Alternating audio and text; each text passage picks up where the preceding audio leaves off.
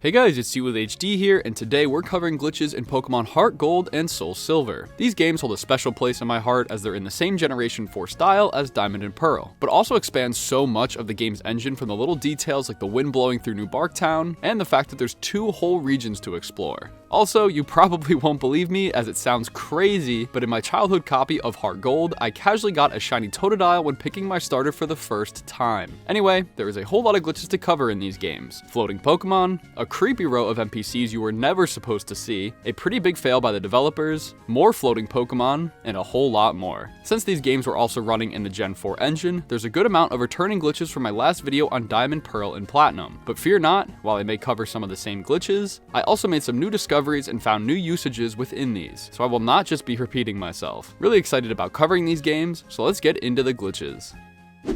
Let's kick off the list with a fan favorite. This glitch lets us surf on land for 1 tile. It takes place inside the dark cave on the Route 45 side, so fly to Blackthorn City and run down into the left until you reach the entrance. I'd also recommend using Flash unless you're really cool and know your way around. Anyway, head down these 2 sets of stairs so you can access the pool of water. We need to surf basically to the opposite end, so go down and to the left. Near the far edge, you'll see these 2 rocks. If you simply... Oh, okay, just steal my thunder. I was trying to do a little build up here, but whatever, yeah, go for it. For some reason, this boulder and tile are treated as water, and you're able to surf right into it. You could also be standing on the ground here and just press A to start surfing, which is pretty cool, but also pretty concerning. It's not often that developers completely mess up a tile like this, especially in the English version of the game. Usually this would always be a Japanese exclusive or something, so finally an English surfing on land glitch. Isn't it awesome? We get 1 whole entire tile to turn around on. Yeah, there's really nothing you can do here or achieve with this. Still cool how easy it is to pull off though. Maybe the fact that this is in the dark cave and you normally have a tough time seeing that the developers and testers just miss this somehow? I don't know, but I am out of interesting things to say about this, so let's just move along.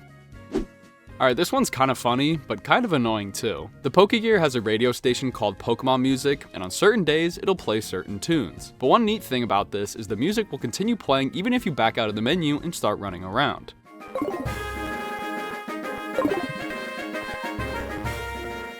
It will only revert back to the track that's supposed to play when you enter a new load zone or encounter a Pokemon. On Tuesdays, Thursdays, and Saturdays, unless you have the national decks, then it's only Tuesday and Saturday for some reason, it plays the Pokemon Lullaby, which sounds like this.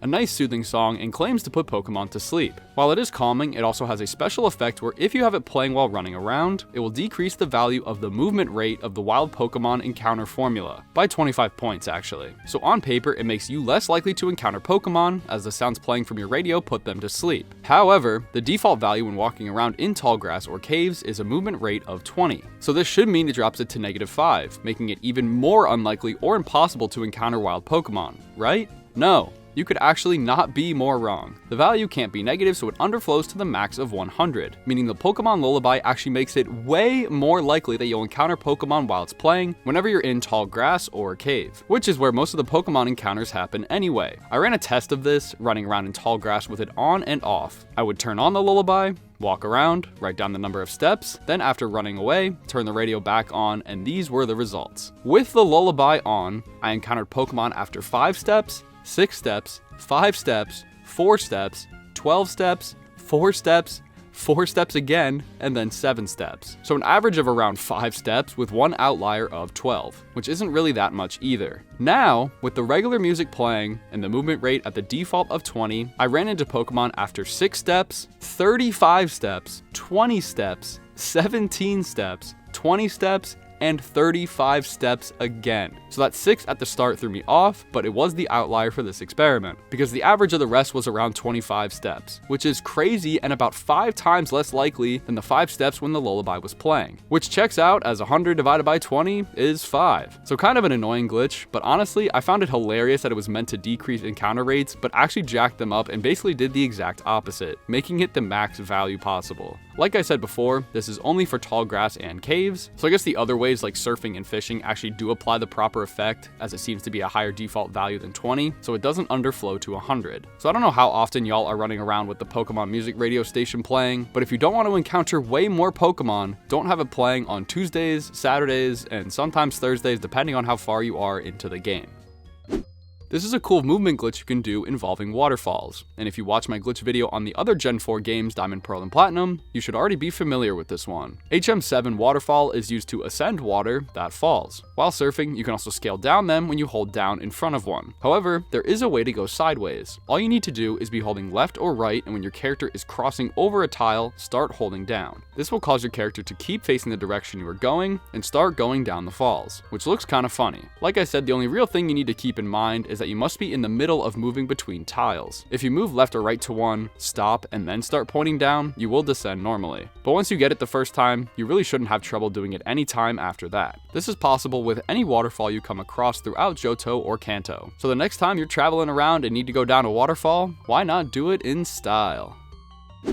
This is one of the most interesting battle glitches from Platinum, and luckily it got carried over into HeartGold and SoulSilver, Acid Rain, which basically sets up way too many weather conditions at once, causing so much damage to Pokemon in between turns. The setup is pretty specific, so I went into a local battle with myself to create it. All we need is a Pokemon that can set up a weather condition other than rain, so I'm using Abomasnow with the Snow Warning ability so the hail gets set up right away, and a Pokemon with the move Pursuit, so I brought a Murkrow. Then it doesn't really matter what the opponent's Pokemon are, but I would recommend them to not have an ability that sets up weather, as it might override the glitch. So when in battle, like I said, we first need to set up a weather effect other than rain, so I led with Abomasnow. Not really any Pokemon that can set up weather and no Pursuit, so with the hail up, I switched into Murkrow. It doesn't really matter what the opponent does at this point. Now on turn 2, you want the opponent to switch out and we use Pursuit. This also needs to knock out that Pokemon, which wasn't a problem when facing a level 3 Totodile. So with Pursuit KOing the Pokemon as it switched out, and with a weather condition other than rain activated, Acid Rain will trigger. What does this mean, you ask? Just take a look when they throw out their next Pokemon. It starts off with the rain falling animation, which is odd because we never said it, then both Pokemon take damage. Coming up with the messages, Murkrow is hurt by its Insomnia, and the foe's Quagsire is hurt by its Damp. It then repeats the same thing for Sandstorm, with the animation playing and both of us taking damage, then does the same thing with Sunlight and us taking damage, and just to finish it off, the hail we started finally shows itself and we take even more damage. So in a single turn from just weather alone, my Murkrow went from 72 HP down to 56. And this is basically the Acid Rain glitch. By using Pursuit on a Pokemon switching out to kill it, while the weather effect other than rain is active, this glitch will trigger, causing other effects to just start out of nowhere. Thanks to a comment on my Platinum video, a viewer explained to me that the weather effects that activate are any lower in the priority list than the base weather Acid Rain was triggered in. So in my case, since hail is here on the list, it triggered Sunshine, Sandstorm, and Rain, along with the pre-existing hail. Last time I triggered it with Sandstorm, which makes sense why I only got 2 messages in between each turn, instead of 4 like I did here. So enjoy losing a bunch of HP in between turns and having to sit through all of these weather animations. Now one thing I can't figure out are the messages when the Pokemon take damage. They don't say the usual damage by weather or whatever, they say they were hurt by their abilities Insomnia and Damp, which makes 0 sense as Insomnia prevents the Pokemon from falling asleep, and Damp prevents Pokemon from self-destructing. They don't damage the user in any normal circumstances. You can even see it in the turn before we activated Acid Rain. My Murkrow was buffeted by hail, but then later with the Acid Rain activated, it says it was hurt by Insomnia. It does mention this on the Bulbapedia article, so I guess it's just a side effect of this glitch, but it's still very odd to see too.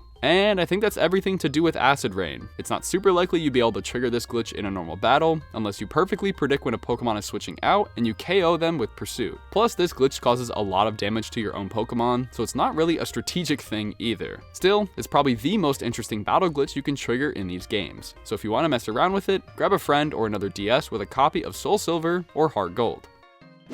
Since I already have a connection set up between 2 DSs that are totally not emulators, I wanted to show off one more funny glitch that isn't useful at all. You don't really need to be doing a local battle for this one. This can be done in normal gameplay against wild Pokemon or NPCs, however it involves spamming a move over and over again. So I'd rather just have a level 1 Pokemon hit a level 30 that's just spamming Sleep Talk while awake. But anyway, to do this we need a Pokemon with the move Facade or Strength, or both, depending on what you want to do. Anyway, all we need to do is spam one of those moves over and over again. We'll do Facade first, then look at Strength after. So yeah, just use the move. Pretty cool, right? Nah, but seriously, it might look like nothing is happening, but the Pokemon who uses the move will actually have their sprite shift up 1 pixel every time they use Facade. The first like 10 times it really won't be noticeable, but eventually you'll see the bottom of the sprite come over top of the text box, leaving us floating in the air. I was able to do this about 20 times, and this is how high up I got, going above the little circle we're standing on and practically touching the enemy's HP bar. Then my connection unfortunately broke somehow, but you get the idea. We can get the sprite to rise up 1 pixel every time we use Facade.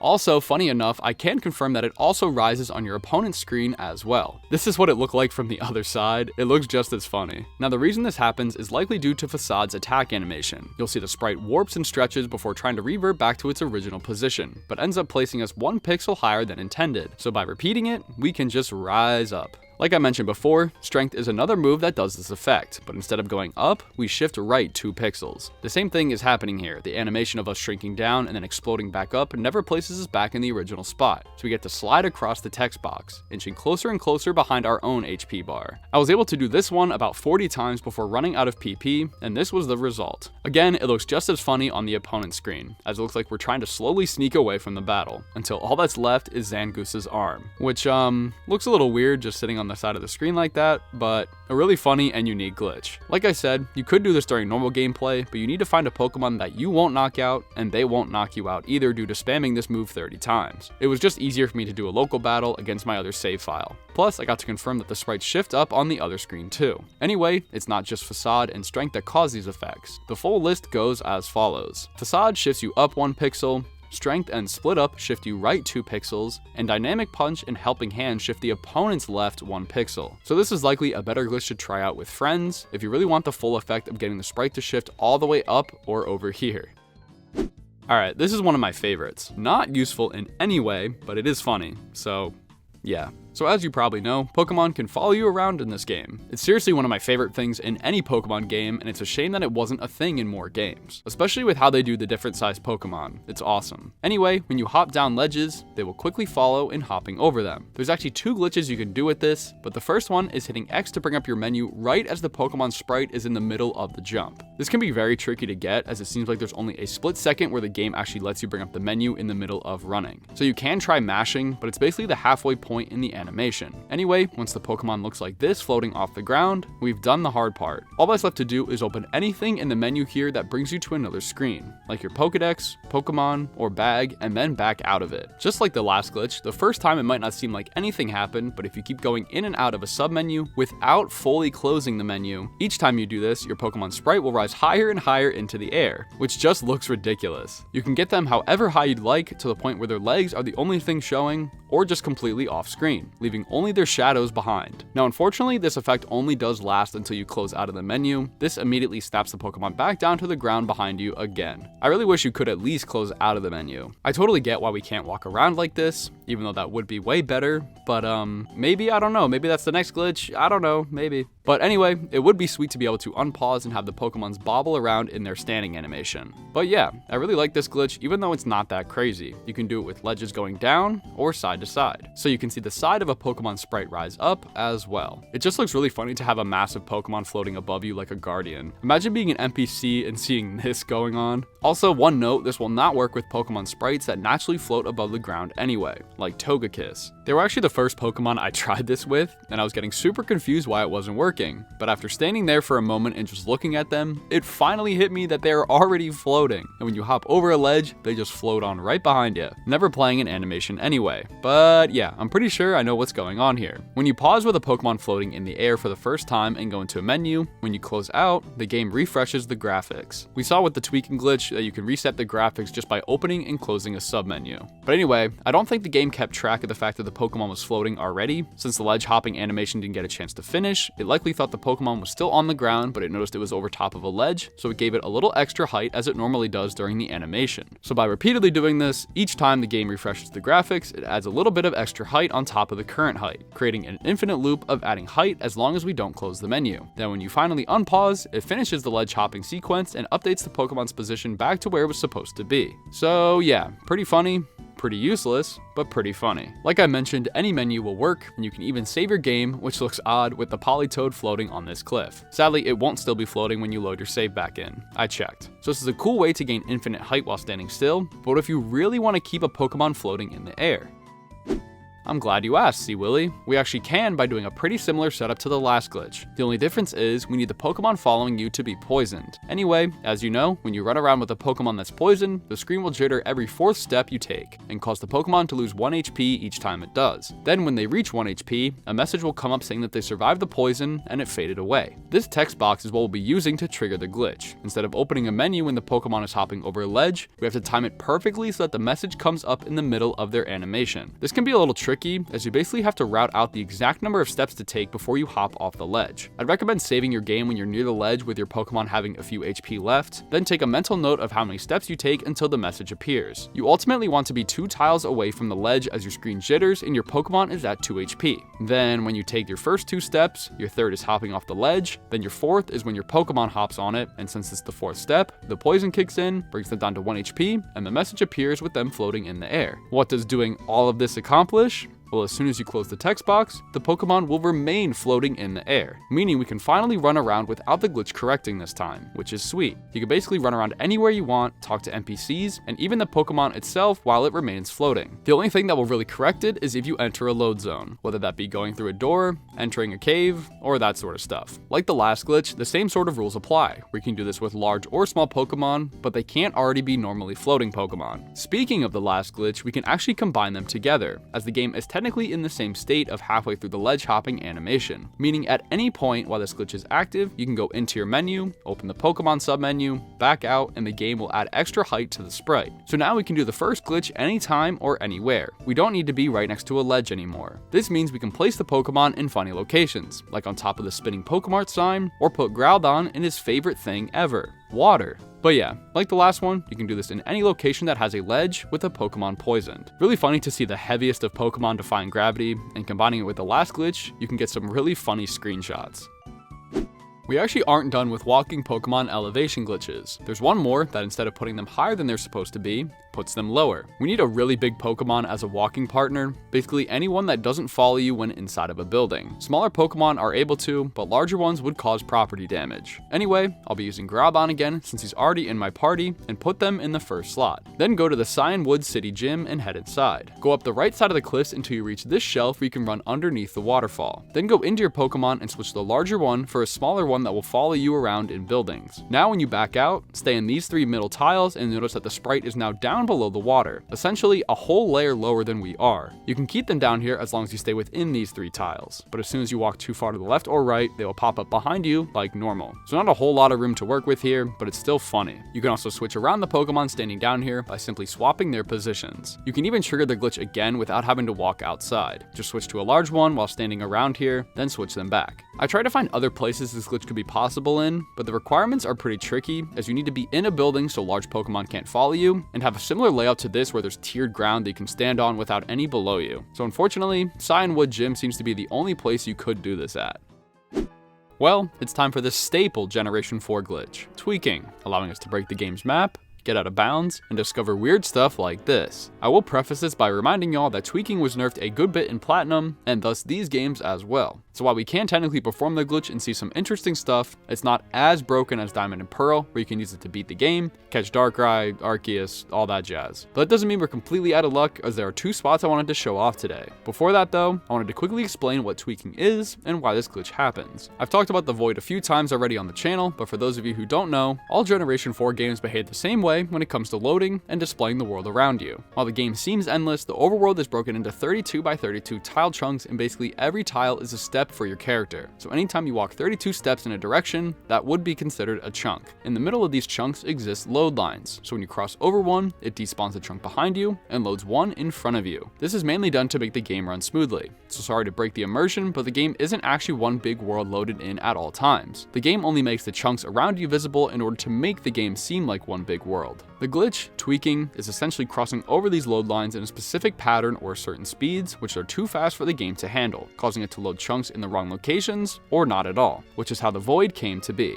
So that's a brief overview of tweaking itself, so how can we do it? Well, these load lines are invisible to the player, making it difficult to know where to even perform this glitch. You can't just go spinning around in circles on a bike to trigger it either. You have to do specific movements in specific locations over top of intersecting horizontal and vertical load lines. In Diamond and Pearl, I found an action replay cheat code that allowed me to zoom the game out and find where these load lines were, but I couldn't find a code like that for these games. But luckily, there are two well-known spots that can cause some interesting effects, and even skip part of the game. The first spot I wanted to show off is in New Barktown, where you start the game. How fitting. Normally, to the right of your house is this body of water you can surf on, which takes you down Route 27, then to Tojo Falls, where you need to go inside and around this whole entire cave, using Waterfall to reach the other side to continue on to Victory Road. But we'll be skipping all of this. So back in New Barktown, hop on your bike, come down to Lyra or Ethan's house, and stand behind their mailbox facing up. I'll show this first slowed down so you can understand the route, but basically we just need to go up, then as you ride one tile past where the sign is on the left, you need to go left once, then back to the right in line where you started,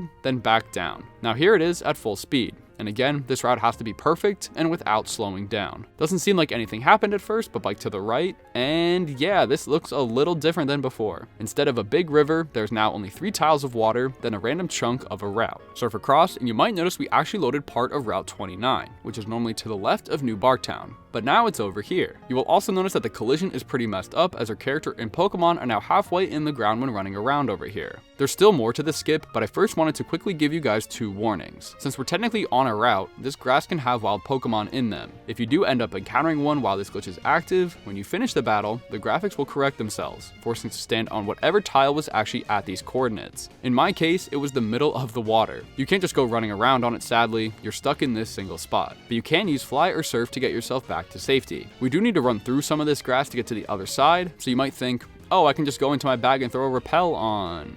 Oh, yeah, so the other warning is something I mentioned before with the floating Pokemon thing. If you go into any menu that brings up another screen, like the Pokedex, Pokemon, or bag, you'll refresh the graphics as well, meaning you can't throw a repel on once you're out of bounds. So, in order to perform this skip, it's highly recommended that you use a max repel before doing the glitch while you're still in New Barktown. That way, after you trigger the glitch, you can surf across and run through the grass without encountering Pokemon and correcting the glitch. So, this does kind of mean you have to successfully perform the tweak within the first few tries, or you'll risk the repel running out in the middle of this. But let's get back on track here, since that was a lot of explaining in the middle of this. So to reiterate, use a repel while behind the mailbox, tweak here by this sign, surf across the little patch of water, and run right. If you were to continue going right, it conveniently connects you to the entrance of Tojo Falls. While this is kind of cool, we're meant to be skipping across to the other side, meaning we have to go back to this grass patch and do another tweak. This one involves biking through the tall grass, so yeah, a repel is basically required. Start here in this patch of ground in the middle, and then one column into the tall grass is where we need to start. Again, I'll go slow at first, then show full speed. You need to go up until the first row of regular ground,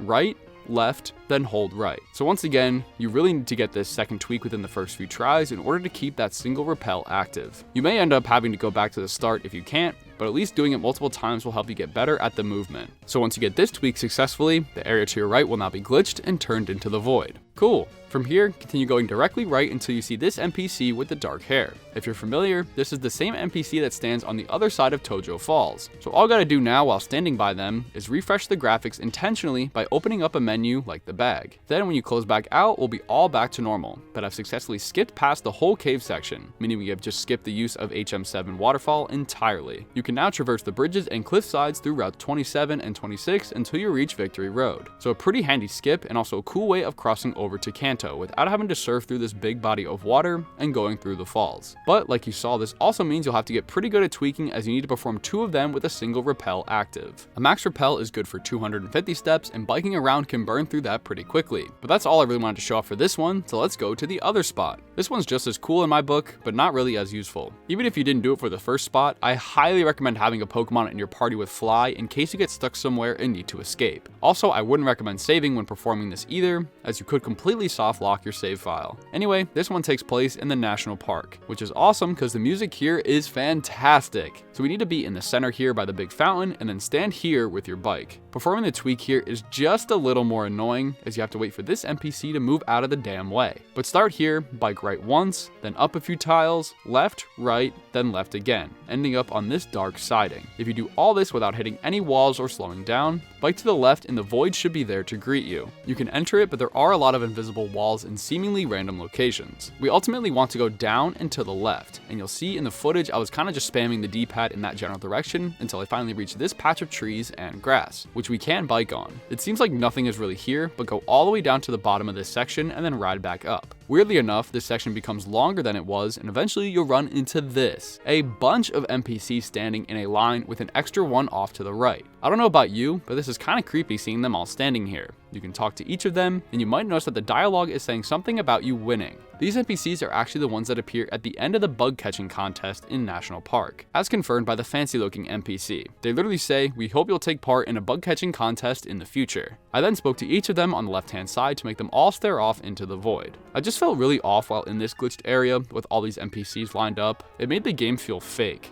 Well, it is a video game, so yeah, it is kind of fake. But honestly, the closest thing it reminded me of was the Truman Show. Like, these NPCs were all actors hiding far away from the player until we decide to participate in the bug catching contest. Then, without us seeing, they all travel over through the void into their assigned places once it ends. I even double checked and won the bug contest, and sure enough, the same NPCs gathered around and said the same dialogue they said when finding them out here in the void. But yeah, that's really all I could find when performing the tweak in this location. To end off here, I just wanted to say I wish there was more we could do with this glitch, but sadly, the developers seem to have caught on before Platinum, as that game, as well as these, have a nerfed version of the void. They placed a lot of extra invisible walls or something to prevent you from traveling too far away from where the game wants you to go. Like here, for example, with a line of NPCs, I went down a little bit, then tried to run off into the darkness and was immediately locked in place. I couldn't move in any direction and couldn't even escape back through the way I entered. There's really nothing I could do at this point besides use fly to head back to solid ground. But in a nutshell, that's tweaking and the void glitch in these games. Like I said, there are other places besides these two spots I showed that you can perform this in. All you have to know is where the load lines are and where they intersect. So on paper, you can cause the game to load the wrong areas in hundreds of spots throughout the overworld, but with the void being infested with invisible walls, there's not much use anyway. Alright, this is a returning battle glitch from Diamond, Pearl, and Platinum that requires a very complicated and specific setup. I'll be using two of my own Pokemon in a random double battle, but obviously this can happen within real battles with NPCs or friends. It's just insanely unlikely. Anyway, for the two Pokemon I'm bringing, the first one is a Slowbro and has the ability Own Tempo, as well as Skill Swap. Then my Togetic has Thunder Wave and Sweet Kiss to paralyze and confuse Slowbro. So in the battle, I start off by paralyzing my Slowbro, then Skill Swapping my Own Tempo over to Togetic. That way I can get confused, as my ability normally blocks it. Then my next turn, I use Sweet Kiss to confuse Slowbro, and after hitting myself 3 times in a row, I finally get the skill swap off, which immediately brings up the message that they cure their confusion with Own Tempo. But you might also notice that this magically removed the yellow paralysis tag off my HP bar. Unfortunately, this is just a visual glitch and it didn't actually clear my paralysis with Own Tempo. We can confirm this by seeing the darkened Pokeball on my team, as well as checking your Pokemon will still show the status condition tag. Also, if you really don't believe me, here's Slowbro getting blocked from using a move due to paralysis. Anyway, why did this even happen? It's due to having a volatile status condition, aka confusion, as well as a non-volatile status condition, those being the ones that give you tags like poison, sleep, burn, and paralysis. When an ability clears the volatile status condition, like Own Tempo, it accidentally removes the tag with it, but it doesn't fully remove it as we still get the effects from it. So again, purely a visual bug. It does make total sense why it wasn't caught in any other Gen 4 games, as the situation is so specific and likely hasn't happened to a lot of people to begin with. On the topic of weird battle glitches, this one is way more useful and allows you to give Ditto almost any moves you want. Normally, Ditto's only move they will ever learn is Transform, turning them into any Pokemon on the field. However, that's a thing of the past in these games. All we need to do is get into a double battle and have our other Pokemon on our team know the move Rage. Technically, it doesn't have to be your doubles partner with the move Rage. You just need to transform into a Pokemon that has the move Rage. So you better be sure of that, or do what I did and just bring another Pokemon that has Rage. Also, the moves that the Rage Pokemon has are also the ones you'll be copying, so make sure you slap some good ones on there. Anyway, let's get into the battle itself. There's 3 crucial steps needed to copy the moves. 1, we transform into the Rage Pokemon. 2, we use the move Rage with that Pokemon, and 3, use any other move after that point. So honestly pretty simple as long as the Pokemon you're facing don't knock you out within the first few turns. So turn 1, I use Transform on my Salamence so I turn into them and get all their moves. Then turn 2, I use Rage. I know in my Diamond, Pearl, and Plat video, I said you have to have the Rage's building message appear in order to trigger the glitch, but I've tested it without it and it still worked. So just a little correction from the last video. Then all you have to do is use any other moves to win the battle, making sure you don't get knocked out in the process. I believe your other Pokemon can be swapped out during this, just not the Ditto. So after a few more turns of going back and forth, we won the battle. And that's it. Check Ditto's summary, and you'll see that they never remove Salamance's moves. And we don't just have Transform anymore. Awesome. Now we have an insanely unique Ditto that anyone else looking at it would just think it's hacked. But this can all be done on original hardware. I went into some more battles to terrorize trainers with Draco Meteor, which looks crazy to be coming from a Ditto, and flew up into the sky to dodge my opponent's attacks. Speaking of fly, we can now use Ditto to fly around the region. Or regions, I should say. Looks really funny when they're the walking Pokemon and you just hop on them and fly away. So now I have a really unique Ditto in both Diamond and SoulSilver. Also, while this glitch is really cool on its own, this is actually one of the side effects of the Rage glitch. Sorry if some of this sounds like a repeat from my Diamond, Pearl, and Plat video, but it's a really cool glitch, and I want to explain again why it happens. I'll try and cover it a little quicker this time. Basically, using the move Rage gives your Pokemon a volatile status condition until they use a different move. In Generation 4 and onward, each time the user gets hit while their status is active, they'll see a Rage's building message, and their attack will rise. However, using any other move the Rage Pokemon has is supposed to cancel the volatile status condition, basically meaning you would lose the attack boost. However, instead of breaking that volatile status condition, it breaks any other volatile status condition the Pokemon has. Some examples of volatile status conditions are Curse, Confusion, Substitute, Torment,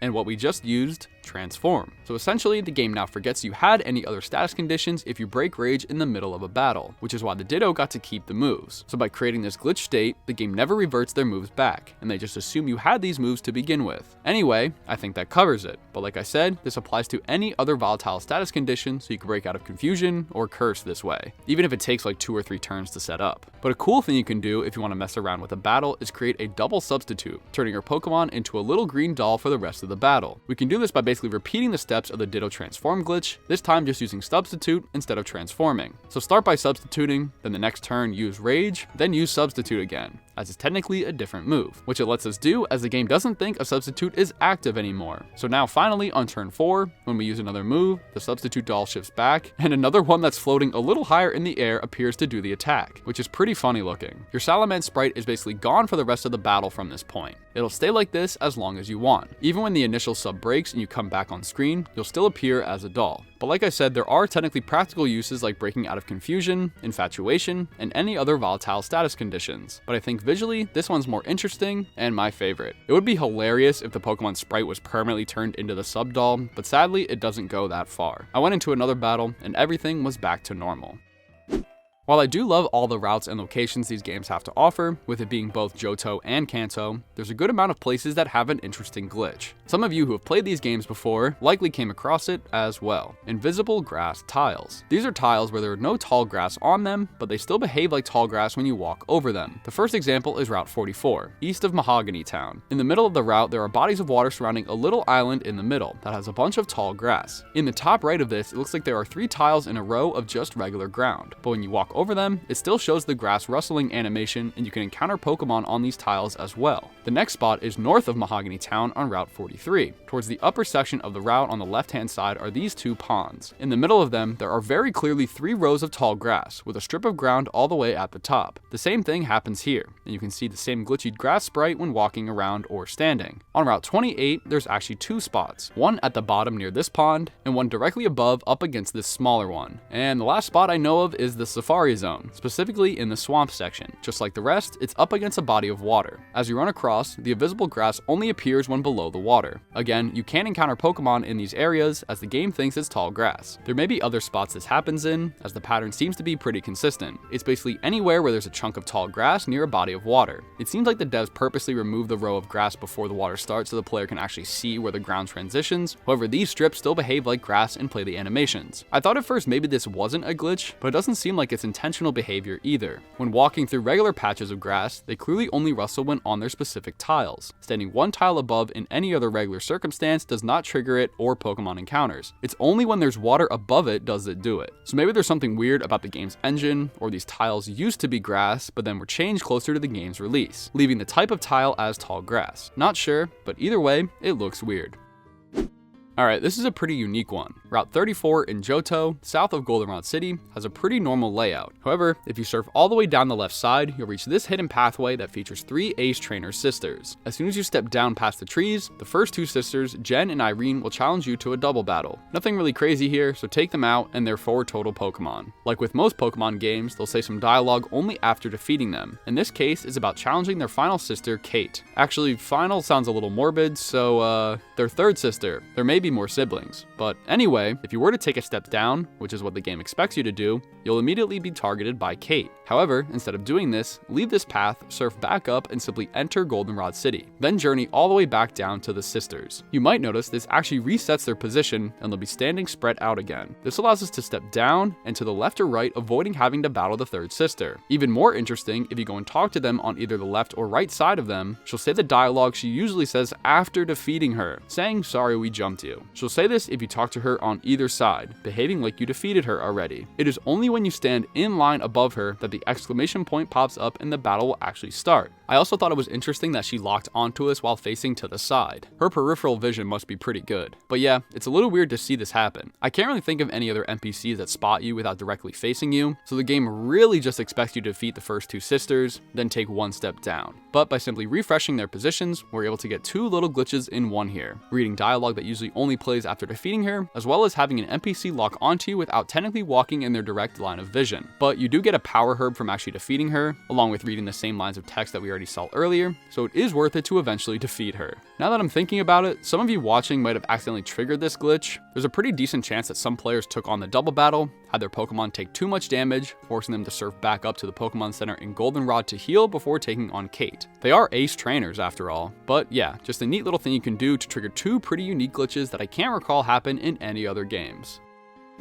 Alrighty, this is one of the coolest ones from my other Gen 4 video, and not only is there a glitch involved, but I also show you how to access the global trade system, aka the GTS. This was an awesome service when it was around, allowing you to request and trade Pokemon with anyone in the world. Sadly, the official servers were shut down in 2014, but thanks to the awesome community over at Kiru WFC, it's basically fully back and working like it used to be. While this is cool on its own, we'll actually be using the GTS to perform a glitch where you can evolve trade evolution Pokemon without ever actually trading them. But first, we gotta set up our connection to the Poke Classic Network server. Doing this is pretty straightforward. On the title screen, don't select your save file just yet, and instead scroll down to the Nintendo Wi-Fi connection settings. Go into the Wi-Fi connection setup, and I'll be altering connection 1. Pretty much everything can remain the same here, except for the bottom where it says Auto Obtain DNS. Set this to no, and then enter this as the primary DNS. This is what's listed on the Poke Classic Network, and is basically the unofficial version of the long gone Nintendo servers. Once entered, you can go back out of all these settings and go back to the title screen and select your save. Now all we gotta do is go to the global terminal building in Goldenrod City. I literally have not set foot in here since like 2010, so it's crazy that this works like it used to. Anyway, speak to the lady in the back and enter the GTS. You'll see this cool little blue screen, and if you did the setup correctly with the DNS,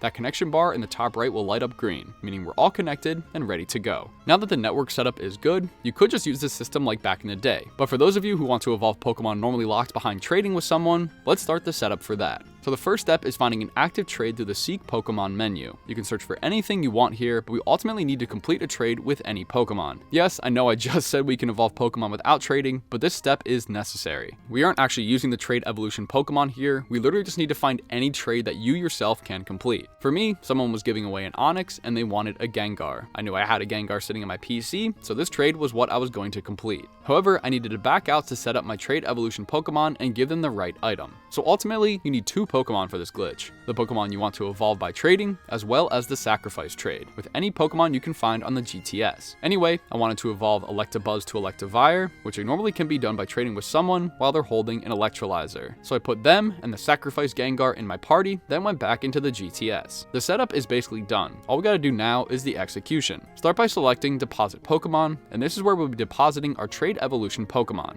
In my case, the Electabuzz. Don't worry, we shouldn't lose them them as long as we request a really ridiculous trade, like asking for a level 9 or under Darkrai. Ultimately, we're just letting this Pokemon sit in the GTS for a few minutes while we do the sacrifice trade. So as long as somebody doesn't come along and happen to have a level 9 or under Darkrai, we should be okay. Now that they're sitting in the deposit box, we now need to go and locate that trade we found earlier. For me, the Onix for the Gengar. Luckily, no one else completed it between the few minutes I was setting it up, so I chose them and initiated the trade. I loved this cutscene as a kid. I'd spend so many nights just browsing the GTS and asking for ridiculous trades, hoping someone would come along and give me a Lugia for my Pidgey. Anyway, with this trade over, we're basically home free. Back out to the GTS menu, go up to Summary, and then see them still sitting there, and select to take them back. This will start another cutscene of them coming back to you, and immediately after this, we'll go straight into the evolution cutscene, with the game treating it like you just got this Pokemon from someone else, and it evolves. Sweet. Only took like 10 minutes to set this whole thing up, which is way less than it would have taken to find a friend who still plays this game,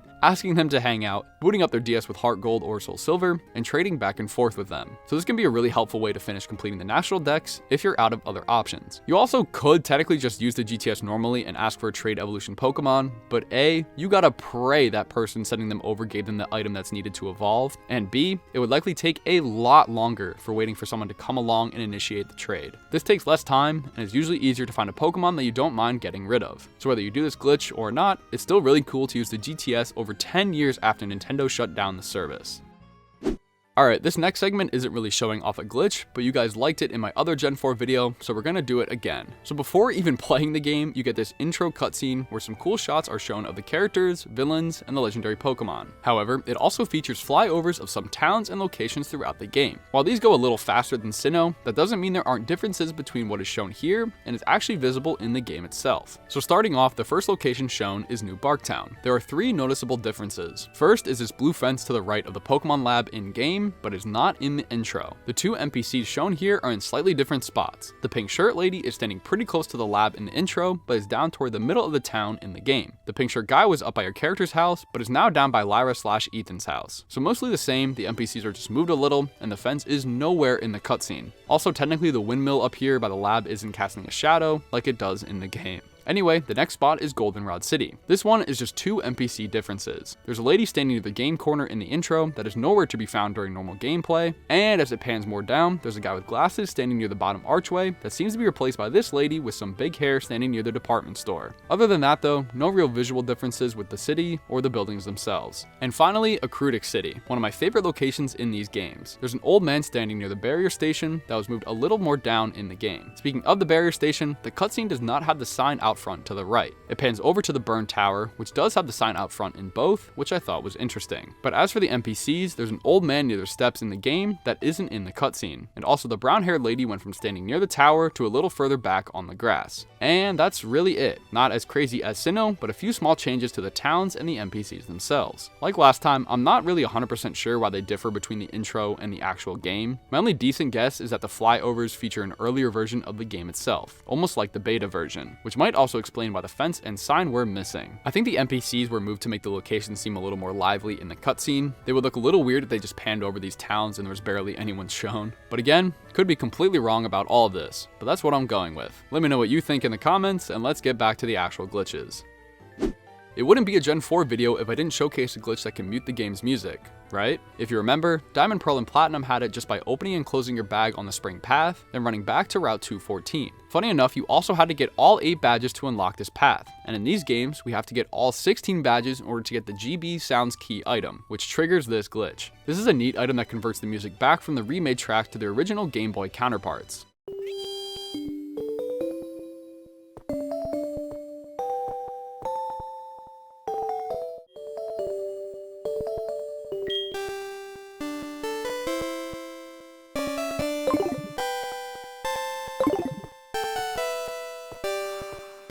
In order for the glitch to activate in these games, you need to be on Cinnabar Island in Kanto with the regular music playing. Then we need to walk down and surf to the right to reach Route 20. Anywhere on this route, go into your bag and turn on the GB Sounds. Then close out of the menu and surf back so the Cinnabar Island tag appears at the top. Then go back into your menu and disable GB Sounds. You might notice there is now no music playing.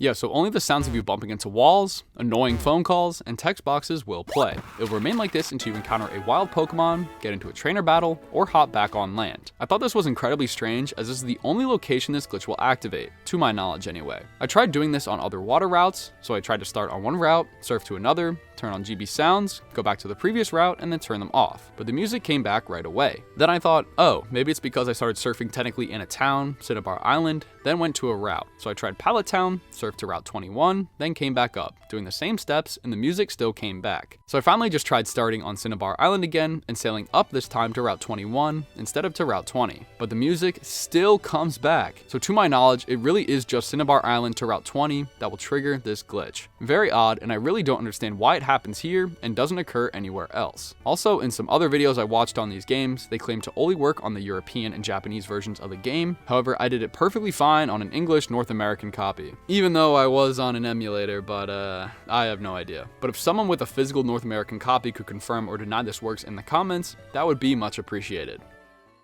So if you watch my Diamond, Pearl, and Platinum video, you'll know that it had some pretty interesting Japanese exclusive glitches, like surfing through the Elite Four door to access the Void, and also duplicate held items. So what crazy ones do HeartGold and SoulSilver have to offer?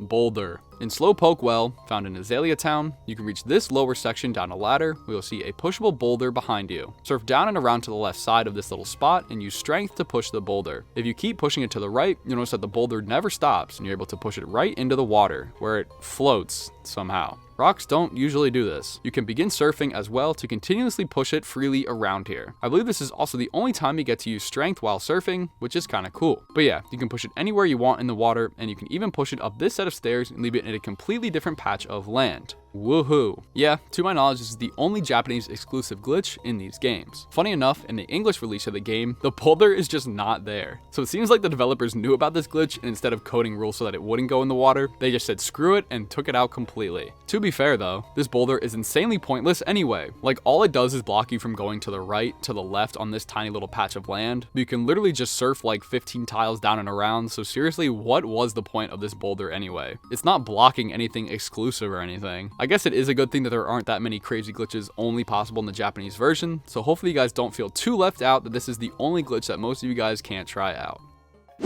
So this glitch is, in my opinion, one of the most strange these games have to offer. It takes place at the Indigo Plateau where you face off against the Elite Four. Once inside, if you speak to this guard at the top of the stairs, he'll warn you about how difficult the challenge is ahead, and then move out of the way of the door he's blocking. Pretty standard stuff here, right? Well, instead of talking to him right away, so he's still guarding the door, stop and talk to this lady on the right first. Go through the dialogue and select Battles for 2, then for the battle mode, select Flat Battle, then for the rules set, select GS Cup, and then finally on this menu, select Check Special Pokemon. She'll list off a bunch of Pokemon that you can use, and once this dialogue ends, simply back all the way out of the menus and walk away. Now go talk to the guard and try and enter the Elite Four. He'll say the same things, but once it ends, he just never moves out of the way. No matter how many times you talk to him, he just stays bolted to the floor. This on its own is very weird, but what I thought was crazy is that it only happens if you speak to this specific lady about the special Pokemon in the Flat Battle GS Cup. Literally, if you do any other options or settings, this glitch will not trigger. I tried talking to every single person in here, selling items at the store, and going through a bunch of different menus. The guards still wouldn't move out of the way. It is only if you do this specific option will they not move. So I'm not sure what's so special about checking special Pokemon here that makes the NPC not move, but it's really strange to me. Anyway, you aren't permanently locked out of the Elite Four now, do not worry. All you have to do is walk in and out of the building. Then he'll finally move out of the way. Overall, just really weird though. I have no idea why this happens.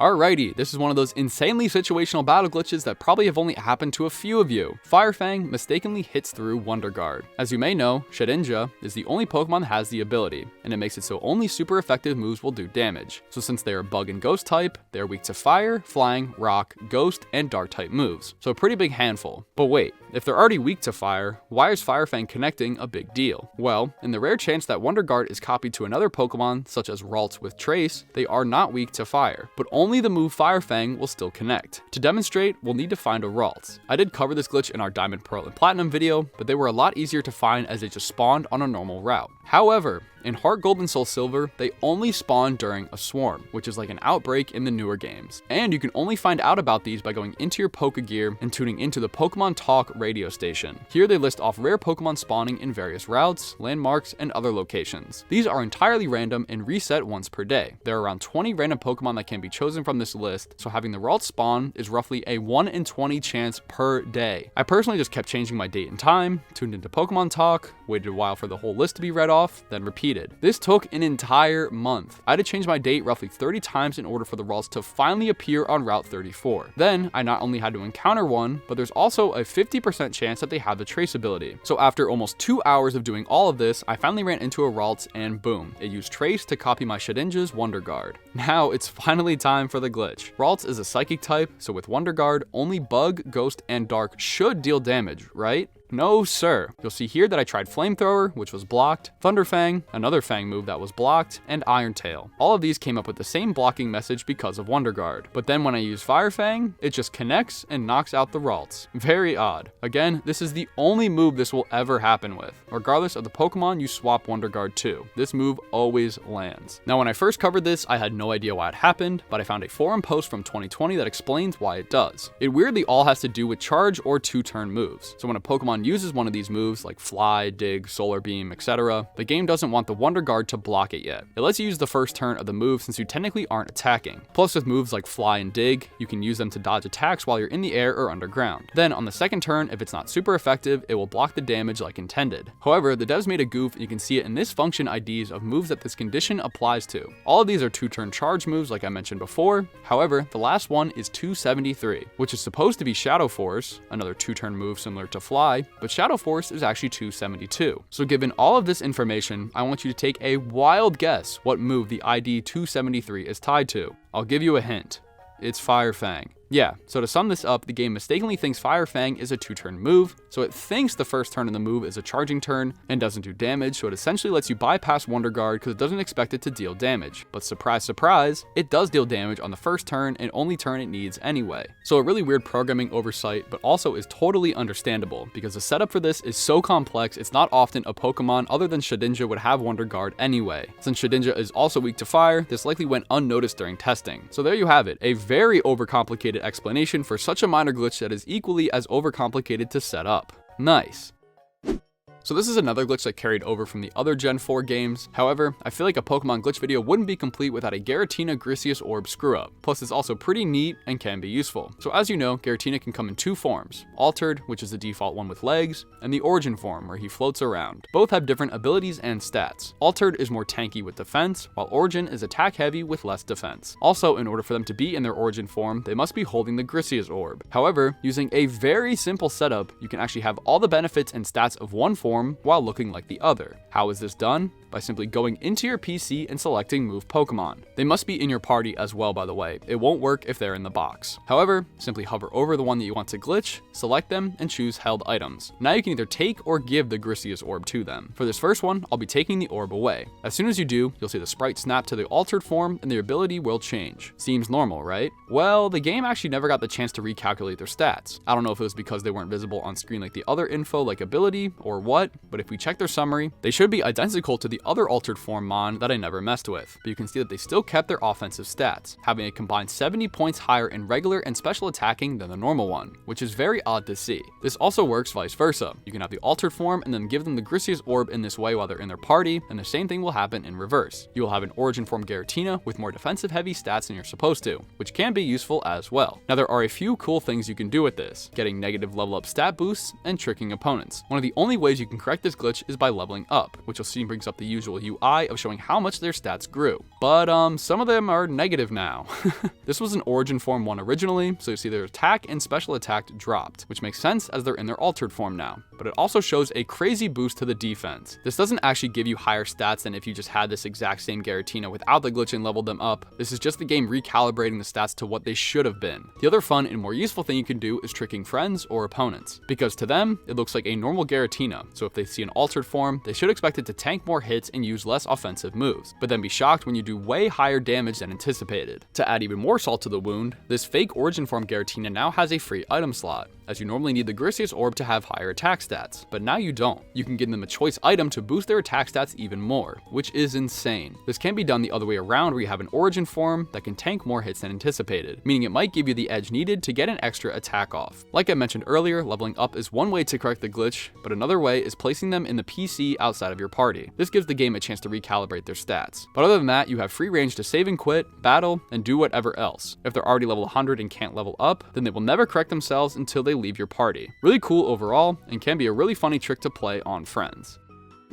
It's not very often that there's a glitch in only one of these games themselves. We saw it in Ruby and Sapphire with a Pokedex entry, and this one's kinda similar. Interestingly, HeartGold and SoulSilver have some Pokedex entries that are the same between the games, and others vary. Specifically, from what I looked at, Pokemon from newer generations, aka 3 and 4, have the same Dex entries in both games, while ones from Gens 1 and 2 differ between the games. Well, there's actually one exception to this rule, and is the glitch we're looking at, Frosslass. The Pokedex entry in SoulSilver states, legends in snowy regions say that a woman who was lost on an icy mountain was reborn as Frosslass. However, HeartGold says, legends in snowy regions say that a woman who was lost on an icy mountain was reborn as Frosslass. Notice any differences in the text? Me neither. It's actually much less interesting than that. It's simply the punctuation at the end. For some reason, SoulSilver's is missing a period at the end of the entry. That's it. It's very minor and almost impossible to notice unless you already were looking for it. It's a weird mistake in general because, like I said, all Pokemon from Gen 4 had the same Pokedex entries in these games, so it's not like they had different text and the developers just forgot to add a period when typing it. On paper, it should be the same code pulled from both versions, so it's really strange. This also seems to be the only entry in the entire National Pokedex that is missing a period at the end, so that's cool, I guess. So for those of you who are playing on SoulSilver, you get access to one extra exclusive glitch, which is just a period missing from a string of text. Nice.